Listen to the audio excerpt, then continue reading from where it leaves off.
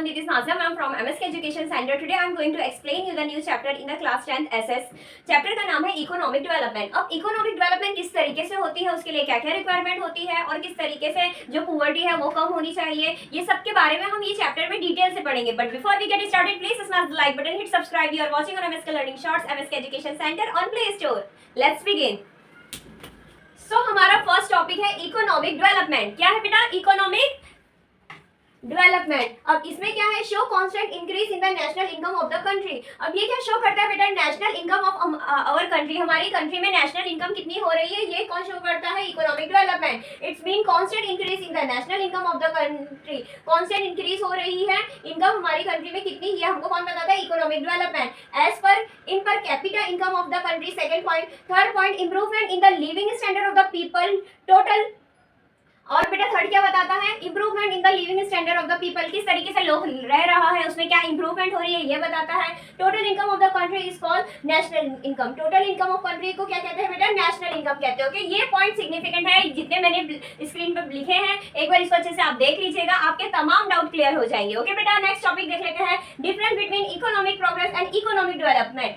Economic progress और economic development में क्या डिफरेंस है ये देखते हैं। Let's see on the screen. On the basis of the development, economic development में पहला पॉइंट क्या आता है? इकोनॉमिक डेवलपमेंट कैसी है बेटा? ये क्वालिटेटिव है। कैसी है बेटा? क्वालिटेटिव है और ये फर्स्ट स्टेज है, जबकि इकोनॉमिक प्रोग्रेस ये क्वांटिटेटिव है और ये आफ्टर इकोनॉमिक डेवलपमेंट आता है। ओके बेटा, अब इसके बाद देखते हैं according to change take place in economy when there is increase in agriculture production because of increase in the agriculture land is called the economic progress. As we all know that the increase in the agriculture production, अगर देखिए agriculture की production increase होगी तो definitely, अब देखिए बेटा अगर मैं खेती बाड़ी कर रही हूँ, ओके, मेरी उसमें मैं एग्रीकल्चर कर रही हूँ, वो मेरी इंक्रीज हो रही है, तो डेफिनेटली मेरे पास लैंड भी ज्यादा होगी, तभी जाके मैं कर रही हूँ ना। इसी को क्या कहते हैं? इकोनॉमिक प्रोग्रेस कहते हैं। क्या कहते हैं? Economic progress. और थर्ड पॉइंट देख लेते हैं, development nation, increase in national income of the developed countries is called economic progress. Increase in national income of the developed country, अब जो कंट्री है उसमें कितनी इनकम इंक्रीज हो रही है, इसको क्या कहते हैं? इकोनॉमिक प्रोग्रेस कहते हैं। अब increase in national income of the developing country, अब वो कंट्री में कितनी हो रही है उसको क्या कहते हैं? इकोनॉमिक डेवलप कहते हैं। बस ये याद रखना, डेवलप कंट्री। ओके बेटा, डेवलप कंट्री की अगर हम इनकम के बारे में कर रहे हैं तो इसको इकोनॉमिक प्रोग्रेस कहते हैं, और डेवलपिंग कंट्री यानी जो कंट्री कर रही है उसको क्या कहते हैं? इकोनॉमिक डेवलपमेंट कहते हैं। ओके बेटा, अब नेक्स्ट टॉपिक देख लेते हैं, features of the developing economy. Following feature, first, less per capita income. इसका पहला पॉइंट क्या है? National income of developing countries is less. National income of developing country क्या है बेटा? लेस है। Population of the growth is high, as per capita income remain same because of less capital income, living standard of people is low.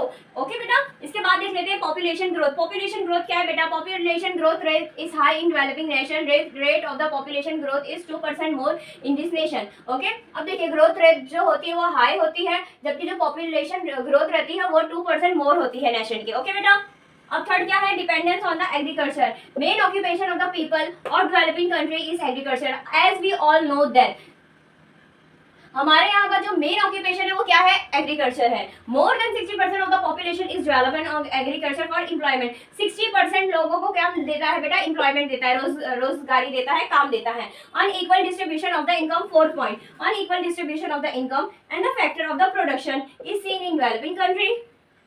This inequality is seen in city as well as village. To 20% rich people of share 10% of the national income. Okay, the poorest 20% people share 10% national income. Fifth क्या है? Unemployment. Unemployment मतलब बेरोजगार। क्या होता है बेटा? बेरोजगार।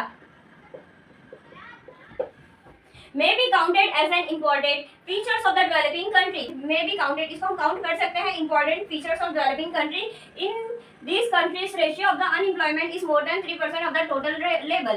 Okay बेटा, एकदम सिंपल पॉइंट है, एक बार रीड करेंगे आपको समझ में आ जाएगा, एकदम सिंपल लैंग्वेज में लिखा है। ये स्क्रीन पे जितना भी बताया गया ये बहुत ज्यादा सिग्निफिकेंट है, ये अच्छे से देखना है। ओके बेटा, इसके बाद जो कराने हो जा रही हूँ वो एग्जाम में पक्का आता है, तो बी कंटिन्यू। बेटा इसके बाद नेक्स्ट टॉपिक है ड्यूअल इकोनॉमी, यानी जिसमें दो तरीके की इकोनॉमी होती है। एक पहले तो विलेज के थ्रू होती है, मतलब जो रॉ मटेरियल्स होते हैं, एग्रीकल्चर होता है वो, और सेकंड वन क्या होती है जो सिटीज के थ्रू होती है। ओके, एक बार देख लेते हैं। The economy of the developing country is based on the dual economic system. Okay, देखिए जो भी इकोनॉमी है डेवलपिंग कंट्री की वो ड्यूअल के बेस पे है। Okay, one on side background farming, old machinery, orthodox social structure, less production are seen in village. Okay, another one is a modern new production process. Okay, अब आठवां क्या है बेटा, insufficient infrastructure facilities, crucially vital infrastructure facilities like education, transportation, banking are lacking in developing countries which hinders the development of the nation। अब इसमें क्या बताया जा रहा है बेटा, देखिए फैसिलिटीज लाइक एजुकेशन, ट्रांसपोर्टेशन और बैंकिंग ये सब लेस लेकिंग डेवलपिंग कंट्री है जो क्या करती है, ये यानी कि सही तरीके से एजुकेशन ये सब नहीं मिल रही है, ये सब नहीं हो रहा है, जिसकी वजह से हमारा देश भी तरक्की नहीं कर पा रहा है। उसके बाद देख लेते हैं form of international trade. The structure of the foreign trade off the developing country is different. The countries mainly export agro product, farm friendly are as well as mineral ores। Okay, इसके बाद देख लेते हैं, देखिए अब economic activities, non economic activities. Economic मतलब जिसके through पैसा आए, for example doctor, engineering, teacher. Non economic मतलब जो हम एक दूसरे की हेल्प करते हैं, सोशल वर्क। ओके, सोशल जो वर्क होता है वो।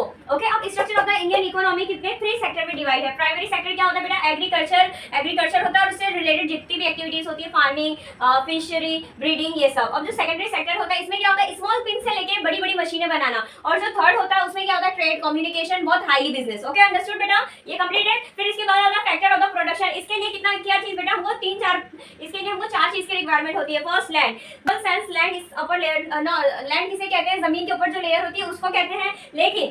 लेकिन और इसे क्या कहते हैं, land means different types of the natural resources which is include forestry were mountain. Okay, land is a natural tool of the production. Second क्या है, capital, man made instrument helpful in production process, tool houses. Okay, capital में क्या आ जाता है बेटा, tool houses, जो labour होते हैं, मेंटल और physical work done with the aim to obtain monetary gain. यानी कि जो लेबर होते हैं वो थर्ड में आ जाता है, मतलब कि आप कुछ काम करो, अपनी फिजिकल मेंटली एक्टिविटी दो और उसके थ्रू आपको एटलीस्ट आपके इतने पैसे मिले कि आपका खर्चा निकल जाए, आपकी बेसिक रिक्वायरमेंट फुलफिल हो जाए। अब एंटरप्रेन्योरशिप का मतलब क्या होता है, जिसमें तीनों कंबाइन होती है, क्या, लैंड कंबाइन होती है, कैपिटल, लेबर, इसको क्या कहते हैं, एंटरप्रेन्योरशिप। ओके, ये यहाँ पे कंप्लीट हो गया है, बहुत ज्यादा इंपॉर्टेंट सेक्टर है, यहाँ से ये आने के चांसेस रहते हैं। और structure of the Indian economy भी बहुत इंपॉर्टेंट है, ये भी आने के चांसेस रहते हैं, इसको अच्छे से देख लेना। Distribution of the factor production, ये क्या है, कितने टाइप्स के होते हैं बेटा, 4 अनलिमिटेड 1।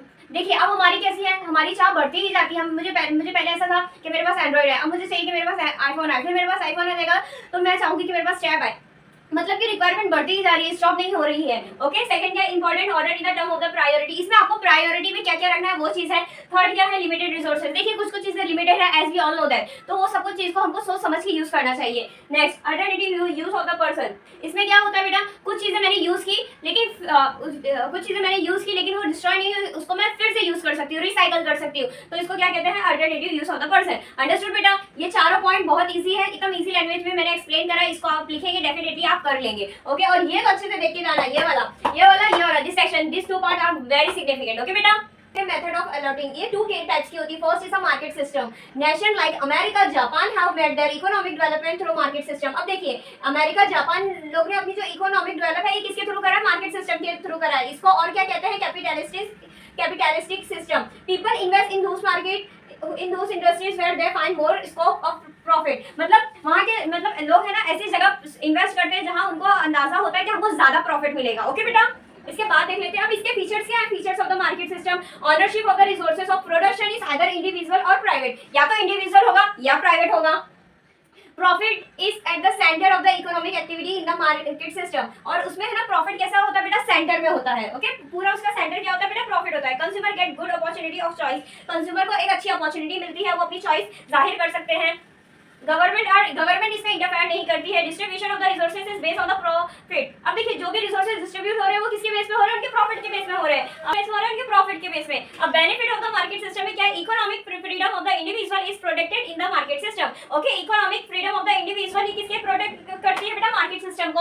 अब मोर प्रोडक्शन में बी डन, ज्यादा से ज्यादा प्रोडक्शन मिलती है। New exploration keep on taking place continuously in economic, definitely जाहिर सी बात है economic development become faster. Economic development कैसी होती है बेटा, फास्ट होती है। Quality of the thing improvement because of the competition, जो क्वालिटी होती है वो थिंग्स की इंप्रूव क्यों होती है, क्योंकि कंपटीशन इतना रहता है। अब limitation of the market mechanism system, because of keeping profit in the centre of the production. सबसे पहले तो उसका मेन टारगेट क्या होता है, प्रॉफिट होता है। Okay, because of the lake of the policy related Two role of the state natural resources are waste due to lack of the knowledge, ignore about the market. अब second क्या बेटा, social system. इसके क्या features हैं? Resources are owned by the state. Resources किसके through resources own कौन करता है? स्टेट करता है. In economic decision are taken by the economic decision भी कौन लेता है? ये हमारी स्टेट लेगी. Rather than profit social welfare is the centre. Profit के बजाय उसमें है ना क्या बेटा, ध्यान दिया जाता है सोशल वेलफेयर को ध्यान दिया जाता है. Labours are paid wages in the return of the work. Normal सी बात है, वर्क करेंगे उनको पैसे मिलेंगे. Okay. Benefit of the social system because of the production according to the requirement of the society. Unimportant and luxurious item are not produce. Production किसके through होती है? स्टेट के थ्रू होती है. डिस्पैरिटी यानी imbalance of the income and property is remove. Okay. Consumer are not exploited. अब इसकी limitation क्या है? As the resources of the production owned by state, people do not get encouragement and motivation to increase production. Next point क्या है? Due to the lack of the competition, contest and resources do not get movement in the. अब वहाँ पे competition ही नहीं होगा तो कैसे वो इकोनॉमी उनकी अच्छी हो पाएगी? competition रहता है तभी जाके कोई भी इंसान आगे जाता है. Okay. There is a lack of individual freedom in this system because of complete interference of the state. There is a fear of the bureaucracy. अब नॉर्मल सी बात है, मैं काम कर रही हूँ, मेरे ऊपर किसी का कोई जोर दबाव नहीं है, किसी की कोई इंटरफेरेंस नहीं है, मैं अपना अच्छा दे पाऊंगी. अगर कोई मुझ में जोर दबाव करेगा, बार बार इंटरफेयर करेगा मेरी लाइफ में, तो definitely I am not able to work good. Same इसमें भी वैसा ही होता है. ओके बेटा, यहाँ पे ये पूरा चैप्टर कंप्लीट हो गया है. पूरा मैंने चैप्टर कंप्लीट करा दिया है. पूरे नोट्स मैंने लिखाए हैं. ये नोट्स अगर आपने अच्छे से देख लिया तो आप डेफिनेटली एग्जाम में लिख पाएंगे और बहुत इजी है. और उम्मीद है कि यहाँ पे आपके तमाम डाउट क्लियर हो गए हैं. अब हम मिलते हैं नेक्स्ट क्लास में. Thank you so much.